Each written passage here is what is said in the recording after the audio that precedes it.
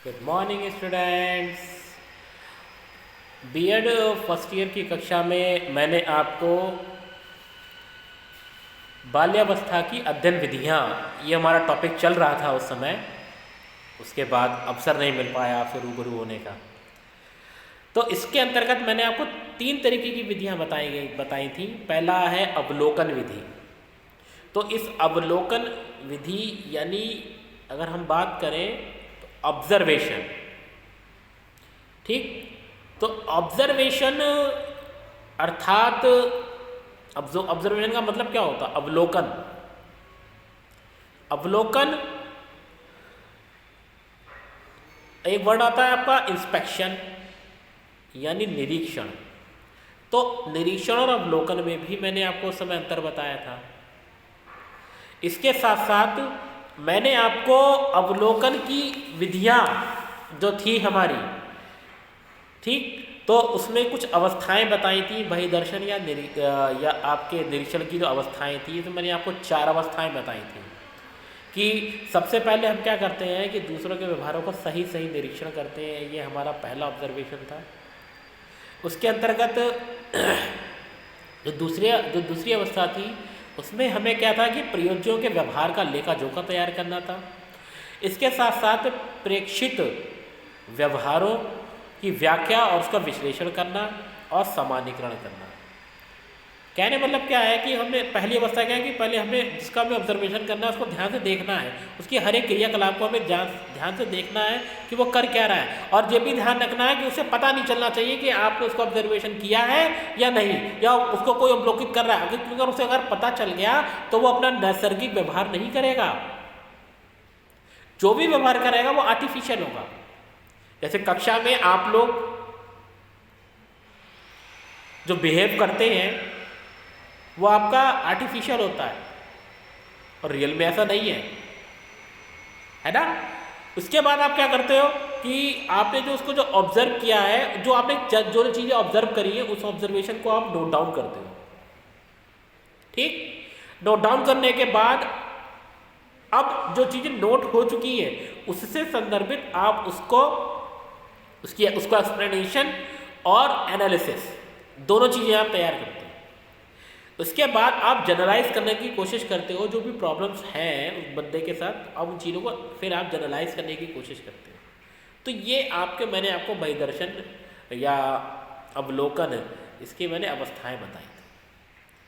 अब उसके बाद हम बात करेंगे बहिर्दर्शन के गुण क्या हैं और उसकी सीमाएं क्या हैं। तो बहिर्दर्शन के गुण क्या है कि भाई पहली बात तो ये क्या, ये वैयक्तिक और वस्तुनिष्ठ विधि है। ये अवैयक्तिक और वस्तुनिष्ठ विधि है।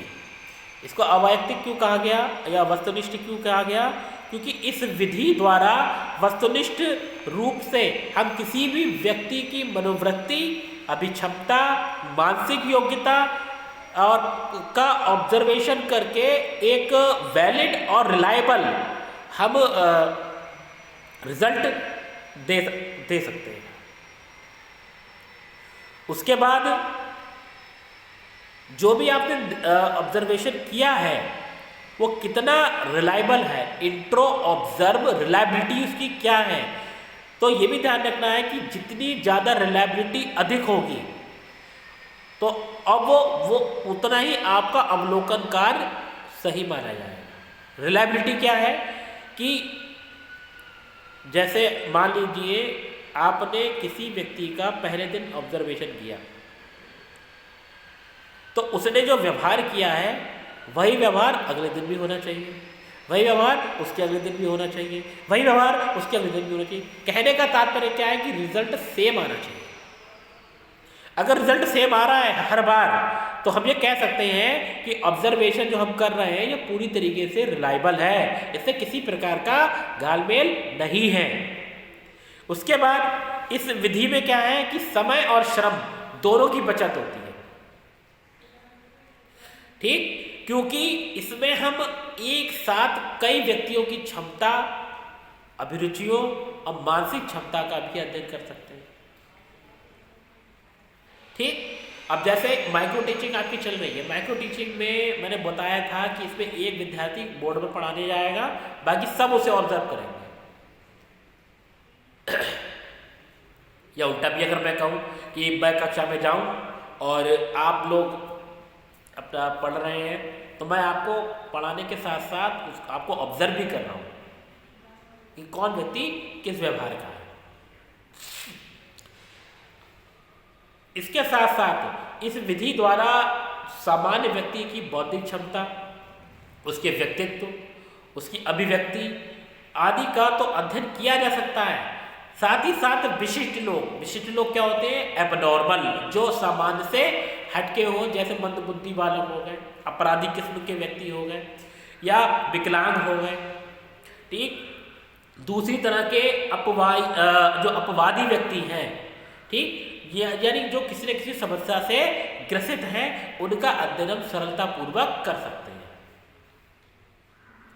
ठीक, इसके साथ साथ इस विधि का एक अन्य गुण यह भी बताया गया है कि इसके द्वारा किसी एक बालक या बालिका का तुलनात्मक अध्ययन आसानी से हम कर सकते हैं। जैसे हमारा ये बन गया कि सीखने में बालकों की अपेक्षा बालिकाएं ज़्यादा उत्सुक रहती हैं, ये एक अध्ययन करना है। ठीक, तो कई तरीके से अध्ययन कर सकते हैं इसका। एक तो ऑब्जर्वेशन है जिसके बारे में हम आपको बता रहे हैं, इसके अलावा हम इंटरव्यू भी ले सकते हैं बच्चे का, या क्वेश्चनरी भरवा सकते हैं। उससे यह पता चल जाएगा हमें कि जो हमने ये परिकल्पना मान के रखी है कि बालक बालिकाओं की अपेक्षा सीखने के लिए ज़्यादा तत्पर रहते हैं, ये हमारी बात सही है या गलत है।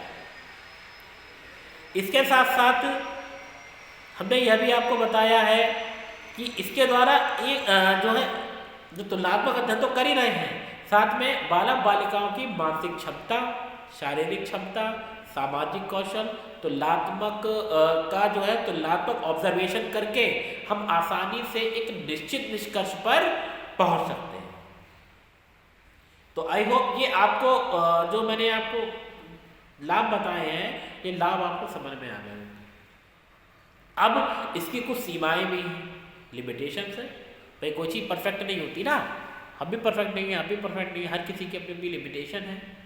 तो उसी लिमिटेशंस को ध्यान में रखते हुए कि इस विधि की जो सबसे बड़ी कमी है या सबसे बड़ा दोष है या सबसे बड़ी सीमा है, वो क्या है कि प्राप्त परिणामों की व्याख्या अपने पूर्व अनुभवों के आधार पर ही करना होता है। उससे पूर्व अनुभव सही नहीं होने पर विधि के परिणाम सही नहीं आते हैं। यानी इस काम को कोई नया व्यक्ति नहीं कर सकता, उसे अच्छा खासा अनुभव चाहिए। साइकोलॉजी का उसके अच्छा खासा अनुभव चाहिए, उसे मनोविज्ञान की हर उस शाखा के बारे में पता होना चाहिए। इंक्लूसिव एजुकेशन क्या होती है उसके बारे में पता होना चाहिए, बालकों की समस्याएं क्या हैं उसके बारे में उसे पता होना चाहिए, उन समस्याओं को निदान हम किस तरीके से कर सकते हैं इसका उसे अनुभव होना चाहिए, व्यावहारिक ज्ञान होना चाहिए, तभी वो ऑब्जर्वेशन कर सकता है। अगर किसी नए व्यक्ति ने उसका ऑब्जर्वेशन किया तो ये चांस बहुत कम होते हैं कि वो ऑब्जर्वेशन उसका सही होगा। इसके बाद औपचारिक जो दूसरी कमी है हमारी वो यह है कि औपचारिक निरीक्षण से विषय या प्रयोज्य को यह पता चल जाता है कि उसके व्यवहार का निरीक्षण किया जा रहा है। जैसे मैंने आपको पूर्व में बताया था कि हमें ऑब्जर्वेशन ऐसा करना है कि सामने वाले व्यक्ति को पता नहीं चलना चाहिए, लेकिन अगर उसे यह पता चल गया कि मेरा ऑब्जर्वेशन किया जा रहा है तो वह अपना नैसर्गिक व्यवहार को छोड़कर कृत्रिम व्यवहार को अपना लेगा।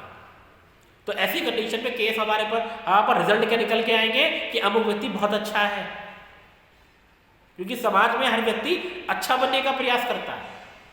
वो कोई ऐसा कार्य नहीं करना चाहता कि समाज उसको अपनी बिरादरी से निष्कासित कर दे। इसके साथ किसी एक प्रकार का व्यवहार जो है वो अनेक प्रकार के मानसिक व्यवहारों की प्रतिक्रिया द्वारा होता है। कहने मतलब कि एक प्रकार का बाह्य व्यवहार अनेक प्रकार की मानसिक व्यवहारों की प्रतिक्रिया होती है। उसे देखकर प्रयोज्य या विषय की मानसिक स्थिति का सही अनुमान लगाना कठिन हो जाता है। अभी नहीं समझे होंगे, मतलब कहने का मतलब यह है कि अब अगर कोई व्यक्ति, जैसे आप लोग आपकी कक्षा में ही हैं, वो बहुत शैतानी करता है, कक्षा में कोई ऐसे टीचर पहुंच जाए जो बहुत स्ट्रिक्ट है, उसे पता है कि अगर उन्होंने हमें देख लिया तो हमें पनिश जरूर करेंगे, तो वो उनके सामने अच्छा बनने का प्रयास करता है। फिर पता चले वो किसी ऐसे टीचर के पास कोई ऐसे टीचर का जो है आपका पीरियड आ गया जिसमें वो जो चाहे वो व्यवहार कर सकता है, उसे पता है कि सामने वाले टीचर उस पर ध्यान नहीं देंगे या उससे कुछ कहेंगे नहीं, तो वह शैतानी करेगा। अब यहाँ पे दो विचारधारा तैयार हो जाएगी। अगर उसके बारे में अगर अवलोकन करा जाएगा तो हर कोई व्यक्ति यही कहेगा हम कोई व्यक्ति बहुत अच्छा है, दूसरा नहीं मेरी कक्षा में तो बहुत शैतानी करता है, तो ऐसे विचारों में मतभेद शुरू हो जाता है। ठीक, तो कहने वाला क्या, ऑब्जर्वेशन हम करें तो साधारण व्यक्ति को पता ना चले कि उसका ऑब्जर्वेशन हो रहा है। इसके अलावा कि यह विधि चूंकि इसे पता चल जाता है ना, इसलिए यह विधि वैज्ञानिक दृष्टिकोण से की अपेक्षा कम विश्वसनीय है, मतलब वैज्ञानिकता का उसमें अभाव है, तो इस वजह से यह कम विश्वसनीय है। और क्योंकि मैंने आपको लाभ में बताया था, वही चीज़ में उसकी कमियां भी हैं कि इस विधि का प्रयोग केवल प्रशिक्षित और अनुभवी व्यक्ति ही कर सकते हैं। जो आपका नौसिखिया है या गैर अनुभवी लोग हैं उनको इन चीज़ों से तो परे। अच्छा, इस विधि को काफ़ी हद तक वस्तुनिष्ठ, वैध और विश्वसनीय बनाया जा सकता है, बशर्ते जो ऑब्जर्वेशन करने वाला व्यक्ति है वो योग्य हो, प्रशिक्षित हो, अनुभवी हो और अपने काम को पूर्ण ईमानदारी से करे, किसी भी व्यक्ति विशेष के बारे में पूर्वाग्रह ना लगाए, अरे वो व्यक्ति बहुत अच्छा है, या जो है इस सेक्शन के बच्चे ब्रिलियंट हैं, ये पूर्वाग्रह है, या वो मेरी जाति का है या मेरे पड़ोस का है, इसके बारे में मुझे अच्छा लिखना है। नहीं, एक अच्छा अवलोकन करता वही है तो इन सब पूर्वाग्रहों से दूर रहे। ठीक, यदि जो ऑब्जर्वर है वो इसकी वीडियो भी अगर बना ले, ये वीडियो को रिकॉर्ड कर ले और धैर्य के साथ उसका निरीक्षण करे, तो जो रिजल्ट है वो और ज़्यादा रिलायबल होगा।